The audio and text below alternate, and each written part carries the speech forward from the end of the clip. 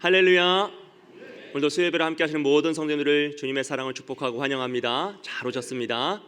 오늘은 히브리서 11장 39절에서 40절 말씀을 통해 인생의 진정한 가치라는 제목으로 함께 말씀의 은혜를 나누기로 합니다. 여러분, 우리가 인생을 살아가면서요, 사람들이 대부분 가지고 있는 인생에 대한 오해가 있습니다. 대부분의 사람들이 이 생각을 가지고 살아가고요, 가장 큰 오해이기도 하죠. 그것은 바로 인생이 내 것이다 라고 하는 생각입니다. 우리는 누구나 자신의 인생을 자신의 인생이라 자기 것이라고 생각하며 살아가요. 그래서 내 인생, 내 가족, 내 직장, 내 집, 내 돈, 모든 것이 다 내 것이다 라고 하며 살아가죠. 하지만 인생에서 가장 큰 사건 두 가지를 통해서요, 인생이 내 것이 아니다 라는 것을 생각해 볼 수 있습니다. 첫째는 인생의 시작인 출생이고요, 두 번째는 인생의 마지막인 죽음입니다.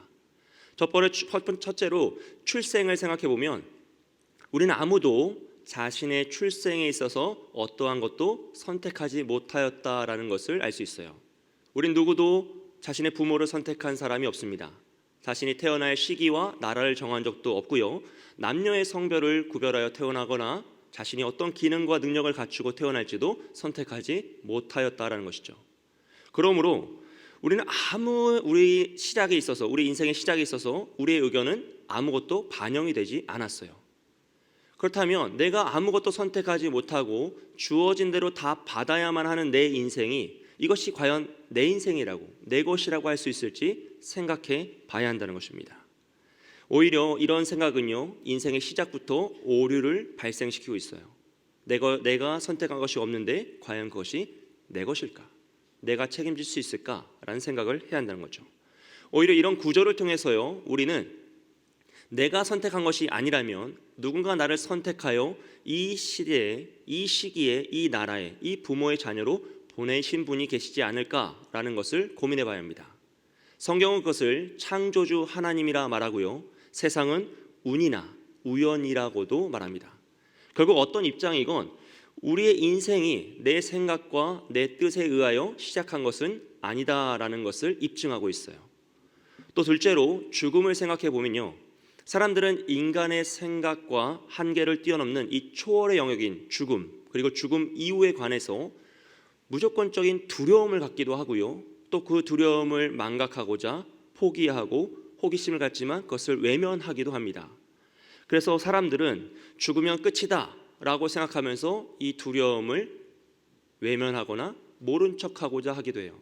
또 반대로 죽음은 심판 또는 벌이다 라고 말하며 이 죽음 이후에 무엇인가 있을 것 같기는 한데 그게 뭔지 정확히 모르기 때문에 그냥 단순히 권선징악의 구조를 통하여서 이 세상에서의 삶이 죽음 이후에 어떤 영향을 미칠 것이다 라고 생각하면서 이 두려움을 떨쳐내고자 하는 모습을 반영하기도 한다는 것이죠.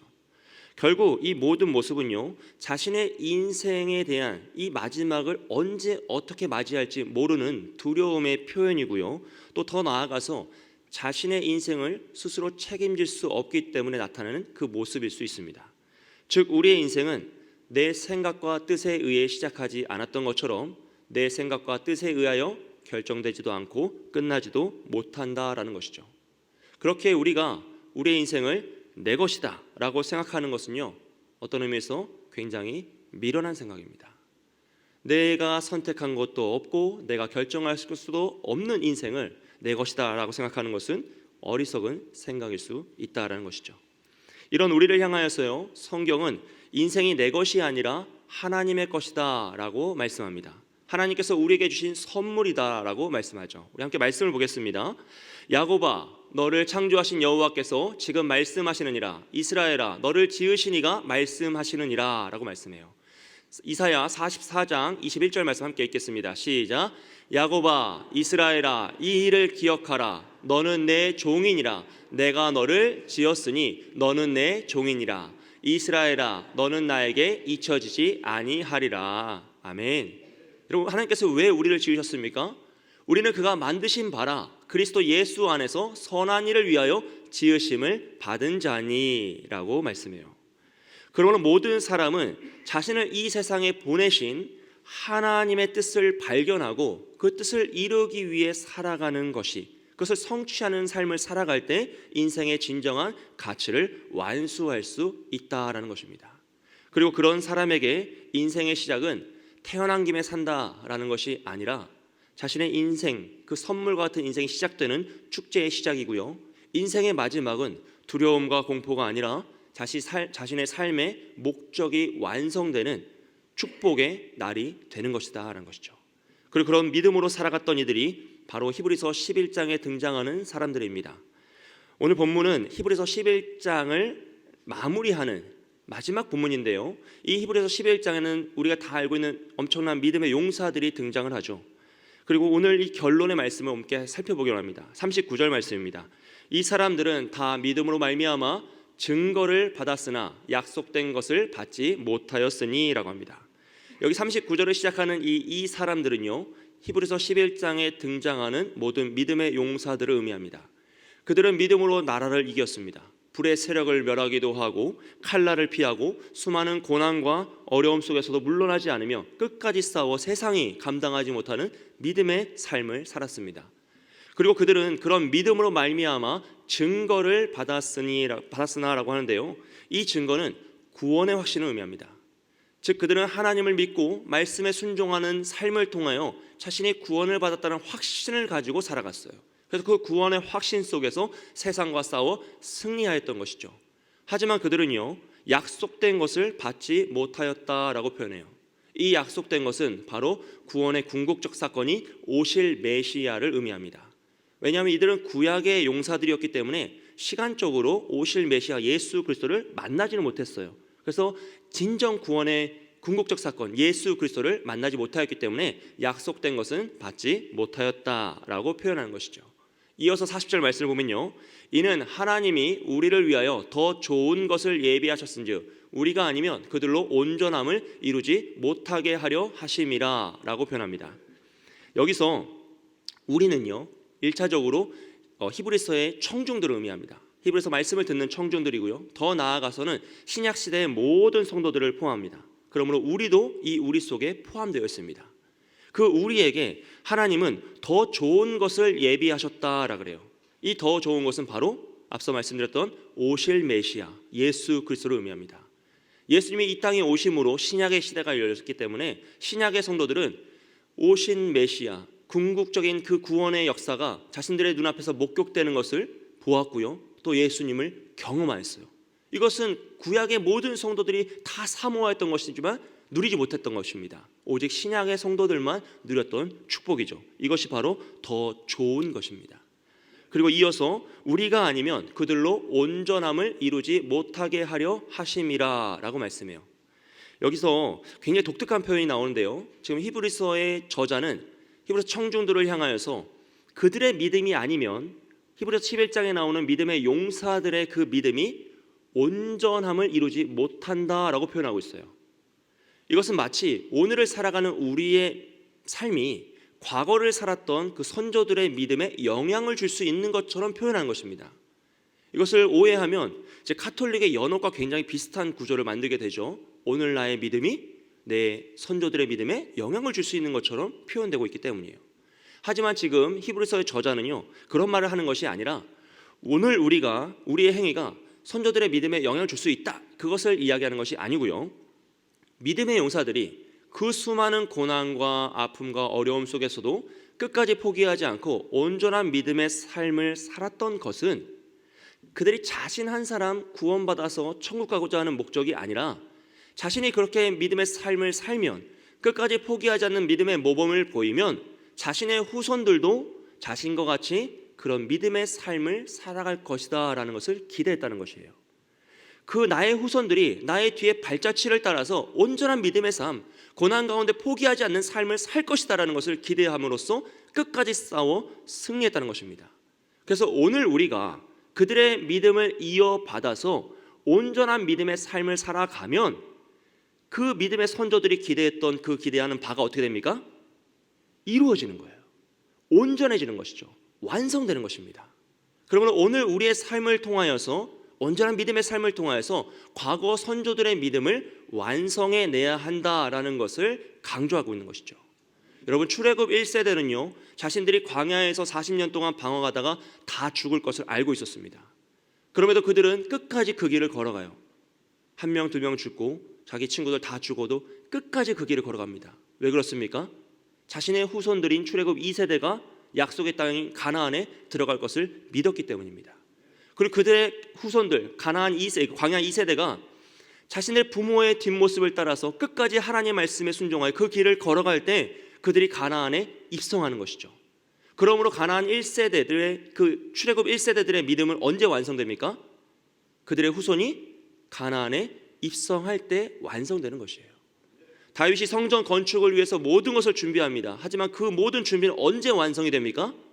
그의 아들 솔로몬이 성전을 건축할 때 완성된다라는 것입니다.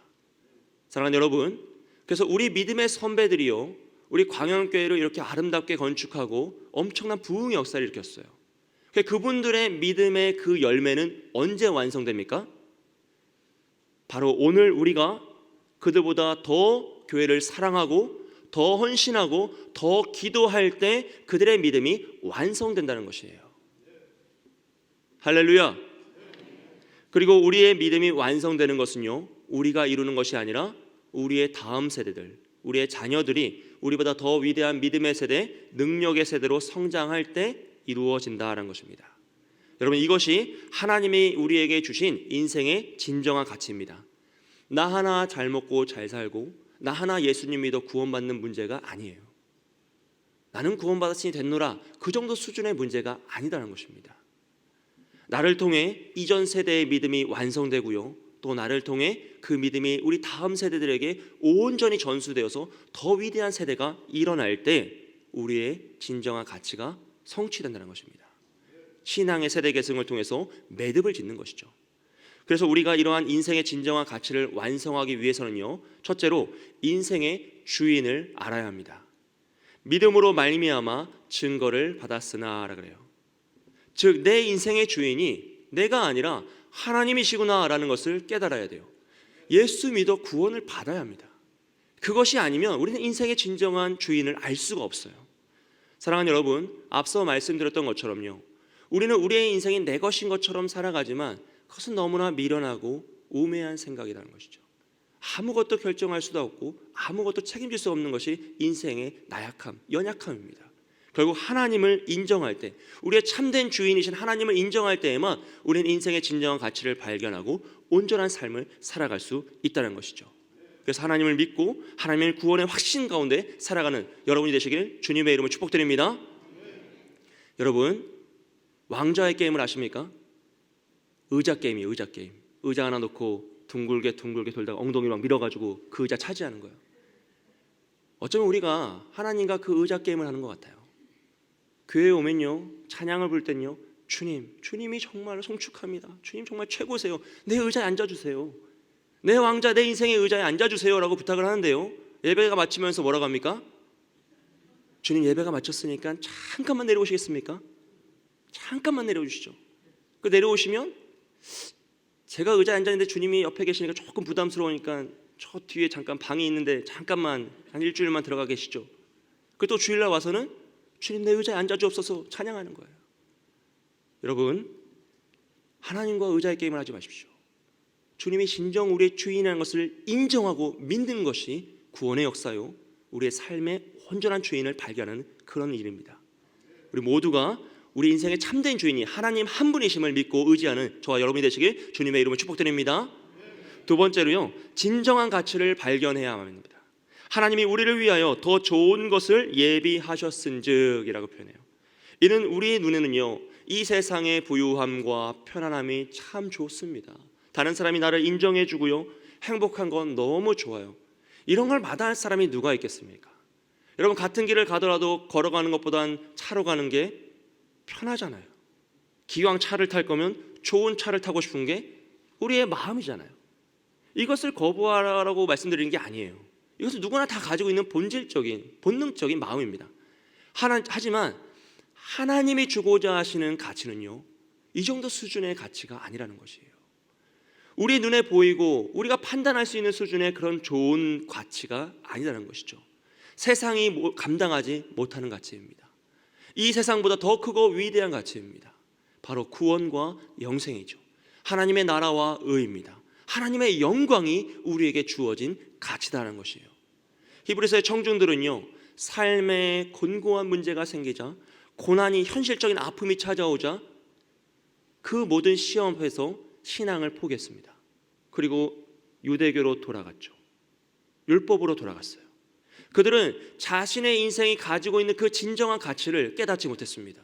그래서 나 하나쯤이야, 내 하나, 나 하나, 이것을 포기한다고 해서 무슨 일을 하겠는가? 나 하나 죄를 짓는다고 해서 무슨 큰 일을 하겠는가? 라는 생각으로 너무나 쉽게 범죄하였고요, 타협하였고요, 포기하였습니다. 여러분, 오늘 우리도 마찬가지입니다. 우리가 내 인생에 주어진 그 진정한 가치를 발견하지 못하면요, 우리도 나 하나쯤이야 라는 생각으로 너무나 쉽게 타협할 수 있고 너무나 쉽게 범죄할 수 있고요, 너무나 쉽게 그 길에서 돌아설 수 있다는 것입니다. 하지만 나 하나쯤이야가 아니라요, 내 뒤에 있는 수많은 사람들을 생각할 수 있다면요, 우리는 쉽게 포기할 수 없습니다. 여러분, 내 뒤에, 우리 뒤에 나 한 사람 있는 것이 아니라요, 우리 자녀들이 있고요, 우리 믿음의 다음 세대들이 있고요, 그들의 후손 수백 명, 수천 명이 서 있다고 생각해 보십시오. 그들이 내 길을 똑같이 걸어가는 거예요. 내가 한 걸음 걷는 그 길을 따라오는 겁니다. 그 모습을 생각한다면요, 우리는 감히 쉽게 범죄할 수 없습니다. 쉽게 포기할 수 없어요. 오히려 히브리서 11장의 용사들처럼 끝까지 버티고 버텨내야 되죠. 왜요? 나 하나 힘든 것으로 끝나는 것이 아니라 내가 그 길을 걸어갈 때 나의 후손들이, 수백 수천의 후손들이 그 길을 따라올 것이기 때문입니다. 여러분, 만약 내가 물질의 궁핍함으로 인해 하나님께 드릴 헌금을 줄인다면요, 물질의 풍요함을 위해서 예배를 소홀히 여긴다면요, 내 마음의 상처 때문에 내가 기도하지 않는다면요, 나의 삶의 문제 때문에 예배를 소홀히 여긴다면요, 이건 나 하나의 문제로 끝나지 않는다는 것을 기억하셔야 돼요. 우리의 후손들이 나의 모습을 보고 똑같이 따라할 겁니다. 그 길을 따라올 것이에요. 여러분, 인생은 해석입니다. 결국 고난이 왔을 때, 야, 내 인생은 왜 이렇게 안 풀리나? 하나님 왜 이렇게 날 안 도와주시지? 내가 벌을 받나? 나 심판받는 건가? 왜 기도에 응답하지 않으실까라고 생각하는 것이 아니라, 하나님이 이 고난을 통해 나에게 원하시는 것은 무엇일까? 나의 죄된 모습이 무엇이길래 그 부분을 연단하고자 하시는가? 하나님, 주여 나를 구하옵소서라고 기도하며 그것을 바라볼 수 있다면요, 우리의 삶은 완전히 바뀌어요. 그래서 물질의 궁핍함이 있을 때요, 여러분, 더욱 하나님의 것을 지켜야 합니다. 하나님의 것을 먼저 떼어놓고 내 삶을 살아야지, 내 삶을 다 살고 하나님의 것을 기념하는 것은요, 잘못된 원리예요. 그것은 성경에서도 옳지 않다라고 가르치는 원리입니다. 왜냐하면요, 하나님께서는 하나님의 것을 먼저 구별하여 드리라, 그리고 그것이 하나님께서 채우시는지 안 채우시는지 시험하여 보라라고 말씀하셨어요. 우리 말라기 말씀 함께 읽겠습니다. 시작. 만군의 여호와가 이르노라, 너희의 온전한 11조를 창고에 들여 나의 집에 양식이 있게 하고 그것으로 나를 시험하여 내가 하늘 문을 열어 너희에게 복을 쌓을 것이 없도록 붙지 아니하나 보라. 내가 어려서부터 늙기까지 의인이 버림을 당하거나 그의 자손이 걸식함을 보지 못하였도다. 아멘. 여러분, 하나님은 하나님의 것을 먼저 기념하라, 기억하라고 약속하세요. 그럼 내가 부어주겠다라고, 그것을 시험하여 보라라고 말씀하시죠. 여러분, 물질의 풍요를 위해서요, 더욱더 기도하십시오. 이 물질과 세상의 모든 이치는요, 하나님의 섭리 안에서 운영됩니다. 그러므로 하나님이 주시는 자가 복을 받는 거예요. 이건 뭐 세상 변화에도 변하지 않는 진리입니다. 하나님이 주시는 자를 막을 수 없어요. 하나님이 세우신 자를 꺾을 수 없습니다. 오직 하나님이 주시는 자가 복을 받는 거죠. 세상 사람들도 뭐라고 이야기합니까? 운칠기삼이라고 이야기해요. 기세가 좋아도 운이 따라줘야 한다. 결국 복 받는 자를 이길 수 없다라고 이야기하는 거죠. 여러분, 세상도 알고 있는 이치입니다. 그러면 하나님의 복이 약속된 우리는 어떻게 해야 됩니까? 더욱 힘써 하나님을 의지하여 기도해야 되는 것이죠. 그것이 이 세상에서 승리하는 방법이요, 오직 힘들 때 회복되는 유일한 길입니다. 사랑하는 여러분, 힘들 때일수록 더욱 기도하시기를 주님의 이름으로 축복드립니다. 육체의 질병과 마음의 상처를 위해서도요, 기도하셔야 됩니다. 세상의 의학을 의지하는 것은 지혜로운 것처럼 보이지만요, 미련한 것이에요. 세상의 의학이 아무리 발전하여도요, 치료할 수 있는 병보다 치료하지 못하는 병이 훨씬 많습니다. 특별히 세상의 의학이 아무리 발전하도요, 우리 마음의 상처를 치유할 수가 없어요. 그것은 오직 하나님, 우리를 창조하신, 우리의 모든 것을 지으신 아버지만이 치유할 수 있는 겁니다.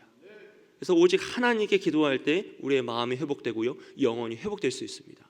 그래서 그것을 위해 간절히 기도했으면 좋겠어요. 육체의 질병을 위해서, 마음의 상처를 위해서, 나의 영혼의 자유함을 위해서요, 힘써 기도하십시오. 그때 하나님께서 우리를 채우시는 역사가 일어날 줄 믿습니다. 여러분, 하나님의 임재의 역사를 누릴 때요, 우리의 영혼이 회복됩니다. 그 어떤 것으로 채울 수 없는 우리의 마음의 상처와 영혼이 살아나요. 생명이 회복되는 것이죠. 그것을 성경은 부흥이라고 합니다. 우리의 생명이 회복되는 것이에요. 생명이 다시 살아나는 것입니다. 나의 영혼의 생명이 살아나고 내 육체의 생명이 살아난 것입니다. 그것은 오직 하나님만이 주실 수 있는 기적이요, 하나님만이 이루실 수 있는 이적이기에 우리는 오직 하나님께 기도해야 되는 것이에요. 그리고 내가 그렇게 기도하여 하나님의 생명의 역사가 일어나면요, 그 생명은 나의 잔을 채우고 흘러넘쳐서 나의 가족에게로, 나의 이웃에게로 흘러가는 것이에요. 이것이 하나님의 임재의 역사요, 성령의 역사입니다. 사랑하는 여러분, 이러한 진정한 가치를 사모하시기를 축복합니다. 2024년에 이러한 역사가 내 영혼을 살아나기를, 정말 우리 가정을 채우기를, 내 삶의 터전에 흘러가기를 사모하십시오. 그리고 그것을 위해서 오로지 기도하시기에 힘쓰십시오. 이르시되 기도 외에는 다른 것으로 이런 종류가 나갈 수 없느니라 하시더라. 여러분, 기도 외에는 답이 없습니다. 오로지 힘써 기도하시고 말씀을 사모하셔서 모든 예배를 사모함으로 나오세요. 기대함으로 나오십시오. 오늘 하나님이 어떻게 임재하실까? 오늘 어떻게 나에게 임재하셔서 역사를 일으키실까? 사모하시면서 기도하시고 힘써 나오셔서 이 생명의 역사, 진정한 가치를 발견하시는 저와 여러분이 되시길 주님의 이름으로 축복드립니다. 마지막으로요, 인생의 진정한 가치를 완성시키는 삶을 살아야 돼요. 여러분, 우리 그 삶을 살아야 합니다. 우리가 아니면 그들로 온전함을 이루지 못하게 하려 하심이라 라고 하요. 여러분, 내 인생의 가치는 내가 완성하는 것이 아니라 우리의 다음 세대가 완성한다라고 말씀드렸어요. 그렇다면 오늘 우리는요, 우리의 온전한 삶을 통하여서 우리 믿음의 선조들의 그 삶, 그 믿음, 그 헌신이 틀리지 않았노라, 그들이 진정으로 온전한 믿음을 살았노라는 것을 증명해내야 하고요, 완성해내야 합니다. 그것을 위해서요, 우리 정말로 온전한 믿음의 삶을 살아야 돼요. 그리고 그 믿음의 삶을 통하여 우리의 다음 세대들이 우리를 바라보면서 우리의 부모님들은, 우리의 믿음의 선배들은 참된 믿음의 삶을 살았구나, 그것을 증명하고 인정할 수 있도록 온전한 믿음의 사람으로 키워내야만 합니다. 왜냐하면요, 우리가 이 세상에서 살아가는 이 삶의 이유는요, 나 하나 예수님 믿어서 구원받는 것이 목적이 아니기 때문입니다. 여러분, 나 하나 예수님 잘 믿고 평안하게 살고 천국의 확신을 가지고 살아가는 것은요, 하나님이 우리를 이 땅에 보내신 진정한 가치가 아니에요. 우리는 우리의 삶을 통해 선조들의 믿음을 완성해내야 되고요, 또 우리의 후손들에게 믿음을 온전히 계승해야 됩니다. 그 축복의 통로의 역할을 감당하는 것이 하나님이 우리를 이 땅에 보내신 진정한 가치입니다. 그래서 우리는 그것을 완수하기 위해서요, 완성하기 위해서요, 우선적으로 부모님들, 선배들의 믿음을 완성하기 위해서 정말로 똑바로 살아야 합니다. 여러분, 삶은 단순해요. 그냥 똑바로 살아야 돼요. 부모님 얼굴에 먹칠하지 않기 위해서요, 우리가 올바르게 살듯이, 정직하게 살듯이, 그들의 믿음이 진짜다, 그들의 진짜 온전한 삶을 살았다, 그들이 고백했던 그 믿음과 헌신이 참된 믿음이었다는 것을 증명하기 위해서요, 우리 정말 믿음대로 살아야 돼요. 타협하면 안 됩니다. 포기해서도 안 됩니다. 우리 사랑하는 광역교회를 생각해 보십시오. 59년 전에 이 교회를 세웠던 믿음의 선조들을 생각해 보세요. 그들은 우리보다 훨씬 더 열악한 환경 속에 있었습니다. 그때는 성도도 적었고요, 교회도 약했어요. 하지만 그럼에도 그들은요, 이 위대한 역사를 이루어냈습니다. 얼마나 멋진 모습이 우리 눈앞에 있습니까? 오늘 우리는 그 선조들의 헌신을, 그 혜택을 누리고 있는 것이죠. 그래서 우리는 너무나 편안하고 행복하게 예배를 드리고 있습니다. 그러므로 오늘 우리가 그들보다 더 교회를 사랑하고요, 더 헌신하고 더 간절히 열정적으로 기도해야만 해요. 그럴 때 우리 믿음의 선조들의 그 헌신과 믿음이 완성되는 것입니다. 우리의 삶을 통해, 우리의 사랑과 헌신을 통해 완성되는 것이죠. 오늘날 전도가 어렵다 그래요. 코로나 이후로 교회가 너무너무 힘들다고 합니다. 성도들은 줄어들고요, 교회의 미래가 어둡다고 하는 사람들이 너무나 많습니다. 하지만 여러분, 이전 시대에는 더했으면 더했지 덜한 적이 한 번도 없습니다. 초대교회 시대에는 예수 믿으면 콜로세움에 잡혀가 사자밥이 되었어요. 일제 치하 시대에는 신사참배를 하지 않으면 끌려가 고문을 당했습니다. 우리 믿음의 선조들은 어땠습니까? 한국의 엄청난 산업 발전 시기였습니다. 그 당시에는요, 요즘 같은 워라벨이나 주 5일제 같은 낭만적인 단어가 없었어요. 그때는 목숨 걸고 일할 때였어요. 그런데 그 고난 속에서도 우리보다 더 기도하고 더 헌신하고 그 궁핍함 가운데서 하나님의 것을 기념하여 먼저 드림으로써 이 교회가 세워지고 성장하고 발전했다는 것이죠. 그에 비해서 오늘 우리는 어떻습니까? 모든 고난이 다 사라졌잖아요. 고난이 사라진과 동시에 능력도 사라졌어요. 담임 목사님 말씀하셨던 것처럼 영적인 무기력증에 빠져가지고 내가 주를 위하여 무엇을 할까 고민하기보다는 이번에는 어디로 여행을 갈까? 좋은 시기가 다가오고 있는데 내가 무엇을 하여 나의 윤택함을 누릴까? 고민하는 시간이 더 많아졌어요. 여러분, 이런저런 핑계를 찾는 것이 아니라 힘써 기도하고 복음을 전해야 합니다. 그때 우리 선조들의 믿음이 완성되는 것이죠. 그리고 더 나아가서요, 우리의 다음 세대들이 우리의 믿음을 완성할 수 있도록요, 우리는 삶으로 그들을 가르쳐야 돼요. 올바로 양육해야 돼요. 그것을 위해서요, 우리는 정말로 두렵고 떨림으로 똑바로 살아야 합니다. 우리의 자녀들이 예수를 믿고 구원받을 수 있도록, 우리보다 더 위대한 믿음의 세대가 될 수 있도록 온전한 믿음의 모범을 보여야 돼요. 그것을 위해 우리는 죄의 유혹을 끊어내야 됩니다. 그 온전한 믿음을 가르치기 위해 때로는 물질을 포기해야 됩니다. 성공을 포기해야 돼요. 내 것을 포기하지 않고 온전한 믿음을 가르칠 수 있노라 착각하지 마십시오. 모든 것을 포기하고 오직 믿음을 선택할 때에만 그 온전한 신앙의 세대 계승이 일어난 것입니다. 여러분, 우리가요, 세상보다 더 물질을 사랑하면서 우리 자녀들이 물질을 뛰어넘는 믿음의 사람이 되기를 기대하지 마세요. 부모가 성공과 성적에 사로잡혀 자녀를 양육하면서요, 자녀들이 그것을 뛰어넘는 온전한 믿음의 사람이 되기를 기대하지 마십시오. 그것은 거짓입니다. 오로지 우리는 삶으로 가르쳐야 돼요. 내가 삶으로 증명하여 가르친 것만이 우리 자녀들 마음속에 심겨지고 그들이 따라오고 배울 수 있다는 것입니다. 그래서 우리의 자녀들이 우리의 믿음을 완성시킨다라는 것은요, 이 말은 사실 너무 두려운 말이에요. 그래서 정말로 우리는 똑바로 살아야 돼요. 두렵고 떨림으로 살아야 됩니다. 특별히 자녀가 신앙을 떠나 있거나 방황하고 계시는 분들이 계시다면요, 여러분, 정말 피눈물을 흘리며 기도해야 합니다. 내 생명을 불태우는 심정으로 그들에게 복음을 전해야 돼요. 왜냐하면 그것은 내 자녀 한 사람의 구원의 문제가 아니에요. 내 자녀도 구원받아야 하고요, 또 나의 신앙도 완성돼야 되고요, 내 자녀들의 후손으로 태어날 모든 자녀들이요, 수백 수천의 자녀들이 그 아이의 길을 걸어갈 것이란 말이에요. 열왕기서를 보면 무슨 말이 나옵니까? 죄악의 길을 가는 자들을 아합의 길을 갔다 그래요. 의의 길을 가는 자들을 다윗의 길을 갔다고 합니다. 그리고 어느 길을 가냐에 따라서 그 후손들이 너무나 다른 결론에 도달한다는 것입니다. 그래서 우리는 정말로 간절한 마음으로 자녀를 위해서 기도해야 되고요, 그들이 온전한 믿음의 세대가 될 수 있도록 가르치고 삶으로 지켜내야만 합니다. 그렇다고 해서요, 갑자기 집에 돌아가셔서 아이들과 앉아서 오늘부터 교회 간다 이러시면 굉장히 어려워져요. 여러분, 갑자기 특별한 능력을 발휘하려고 하지 마십시오. 갑자기 엄청난 일을, 기적을 일으키려 하시는 것이 아닙니다. 일상 가운데 바르게 살아야 합니다. 욕할 거 다 해놓고 갑자기 교회 가져가면 아무도 안 갑니다. 일상 가운데 인내하고 참고 바르게 살아야 돼요. 예수 믿는 사람답게 살아야 됩니다. 성경 말씀대로 살려고 정말로 애를 쓰고 노력해야 됩니다.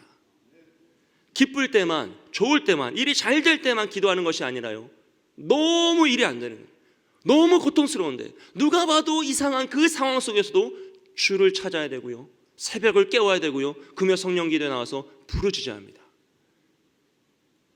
평생 기도하지 않다가 힘들 때만 기도하고 해결되면 다시 주님 의자에서 내려오시죠, 이러면 안 되고요, 모든 일상 가운데 그 주님의 자리를 지키며 끝까지 기도하고 발버둥을 치는 거예요. 그럴 때 우리의 삶을 통해 우리 선조들의 믿음이 완성되고요, 우리의 자녀들이 우리의 믿음을 완성시키는 온전한 믿음의 세대, 우리보다 더 멋진 구원의 세대로 일어날 줄 믿습니다.